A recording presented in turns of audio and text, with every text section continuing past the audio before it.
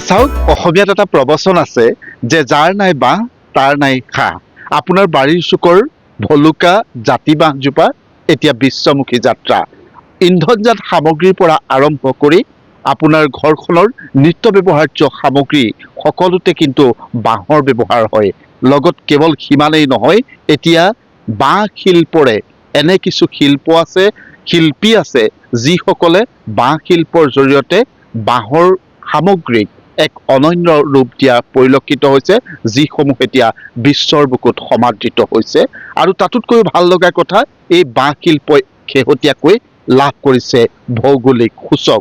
মই এখন বিশেষ ঘৰলৈ লৈ আহিছোঁ, এগৰাকী ৭৫ বছৰীয়া তৰুণৰ ঘৰলৈ, যিগৰাকী ব্যক্তিৰ ইতিমধ্যে বাঁহেৰে এনে কিছু সামগ্ৰী তৈয়াৰ কৰিছে, যিসমূহ সামগ্ৰী দেখিলে আপুনিও অভিভূত হৈ পৰিব। মই প্ৰথমতে সেই ঘৰখনলৈ লৈ যাব বিচাৰিছোঁ।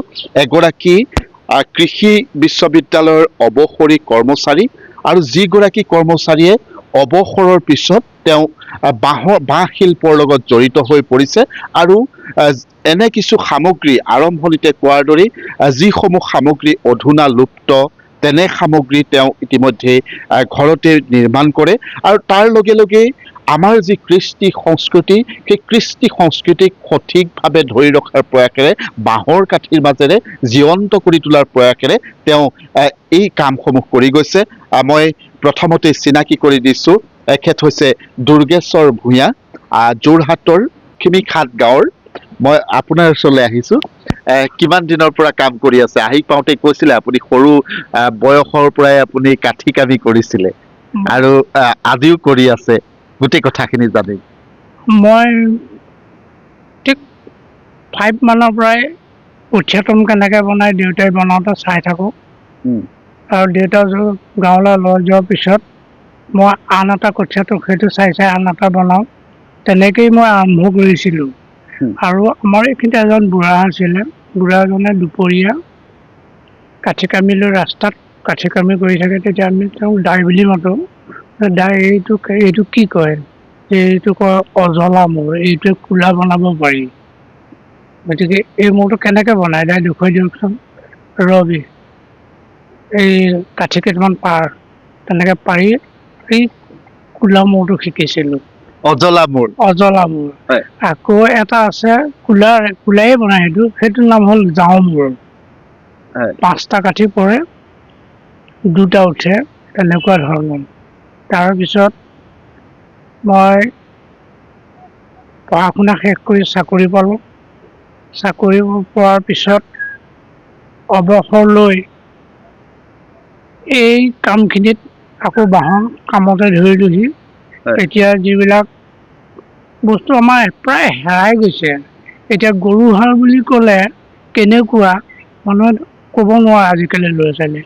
এতিয়া চৈ লগা গৰু গাড়ীখন কেনেকুৱা, চৈখন কেনেকুৱা, চৈখন সুধা চৈখন দেখুৱাই দিলে ল'ৰা ছোৱালীয়ে ক'ব নহয় যে এইখন কি বস্তু। সেই চৈ লগা গৰু গাড়ী বনাই ৰাখিছোঁ। তাৰপিছত আগৰ আমাৰ পালা নাছিল, দোন আছিলে। দোনেৰে ধান জোখে। এদোন ধানত প্ৰায় 3.5 কেজি ধান ধৰিব লাগে, আৰু 5 কেজি চাউল ধৰিব লাগে। গতিকে তেনেকুৱা দোন বনাই লওঁ। তাৰপৰা যিখিনি আমাৰ এতিয়া বস্তু লাগতীয়াল, লৈ লওক, আমাক ধান জাৰিবৰ কাৰণে কুলা লাগে, চালনি লাগে, বা বহিবৰ কাৰণে ধৰা, সেই ধৰাটোৰ পিছত হেৰাই গৈছে আজিকালি। বৰ মেহনত মানুহ আজিকালি বনাবলৈ বাদ দিয়ে, এনেই মাধুৰী হেৰি কৰি। মই এটা বস্তু আপোনাক দেখুৱাব খুজিছোঁ। এইটো যে দেখিছে, সেইটো কৰিয়া, আজিকালি ফ্লাক্স। আগৰ চাহ নিয়ে সেইটোত কৰিয়া বুলি ভুৱালে গাখীৰ খীৰাই কৰিয়াত, আৰু সেইটোত ওপৰফালে এটা জেলেপ আছে। এই কলপাত এখন লেহলাই লৈ সেই জেলেপটো মাৰি দিলে চাহটো বহুত টাইমলৈ ঠাণ্ডা নহয়। গতিকে সেইটোত এতিয়া প্ৰায় এইটো চিনি নাপায় মানুহে, কৰিয়া কি বস্তু। এতিয়া যিটো ফ্লাক্স, সেইটো হ'ল আগৰ কৰিয়া।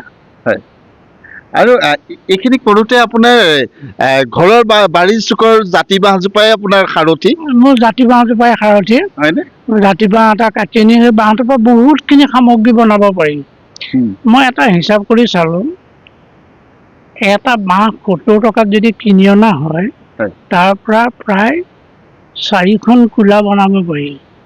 4খন কুলাত এখনত 300কে হ'লে 1200 টকা ওলায়।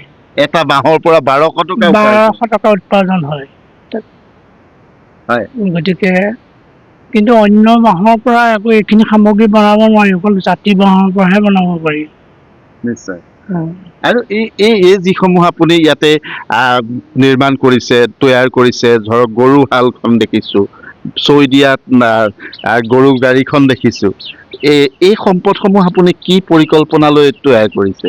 এইখিনি ভাবিলোঁ যে এই বস্তুখিনি এতিয়া হেৰাই যাব,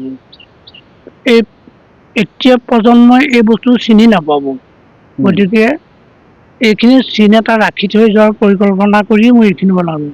মোৰ আৰু এটা ইচ্ছা আছিলে, সেইটো পাৰিলে মই বনাম, যে আগৰ দিনত হাতীটোত দৰাটো যায়, লগত সখীয়েকজন যায় ছাতি এটা ধৰি, আৰু পিছত গৰু গাড়ী 2খনমান যায়, ঢুলীয়া এযোৰা যায়।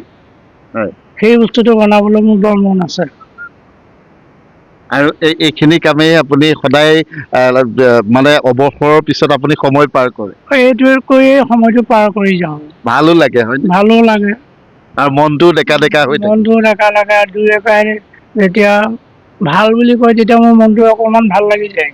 ঢুলীয়া নাচনীজনী বনাওতেও মনটো চাগে ভাল ভাল লাগে। লাগে হয় নাই? তেতিয়া ঢুলীয়াজনী, আৰু কেতিয়াবা কিছুমানে তাকে দেখুৱাই দিয়ে যে এইটো হ'লে ভাল হ'লহেঁতেন নেকি, তেতিয়া সেইমতে আকৌ বস্তুটো বনাই দেখুৱাওঁ। নিশ্চয়, নিশ্চয়। ধন্যবাদ জনাইছোঁ আপোনাক। এয়াই হৈছে অসমীয়া, আচলতে কিছু এনে অসমৰ বিভিন্ন চুকে কোণে এনে কিছু শিল্পী আছে, যিসমূহ শিল্পীৰ হাতৰ পৰশত প্ৰতিটো সামগ্ৰীয়ে, প্ৰতিটো আচলতে প্ৰাণৱন্ত হৈ উঠে। আৰু তাৰেই প্ৰমাণ এইগৰাকী অৱসৰী কৰ্মচাৰী দুৰ্গেশ্বৰ ভূঞা। তেওঁ ঘৰখনত, তেওঁ বাৰীৰ চুকৰ বাঁহজোপাৰ জৰিয়তেই এই যি বাঁহ শিল্প, সেই বাঁহ শিল্পক অধিক গতিশীল কৰি তুলিছে। আৰু তেওঁৰ এই শিল্পৰ জৰিয়তেই এক সুকীয়া চিনাকি গঢ়ি তুলিছে। আৰু এইখন ঘৰৰ পৰা এইসমূহ সামগ্ৰী বিভিন্ন প্ৰান্তলৈ যায়। তেওঁ আচলতে প্ৰয়োজন অনুসৰি এনেধৰণে বাঁহেৰে বিভিন্ন সামগ্ৰী তৈয়াৰ কৰি বহুতৰে কিন্তু চাহিদা পূৰণ কৰি আহিছে। লগতে কৃষ্টি সংস্কৃতিক জীয়ন্ত কৰি ৰখাটো তেওঁ কিন্তু বিশেষ অৰিহণা আগবঢ়াই আহিছে। আপুনি বিচৰা বাতৰি পাব কেৱল নিউজ 18 এপত। নিউজ 18 এপ ডাউনলোড কৰিবলৈ স্কেন কৰক এই QR কোড। গুগল প্লে ষ্টৰতো পাব এই নিউজ 18 এপ।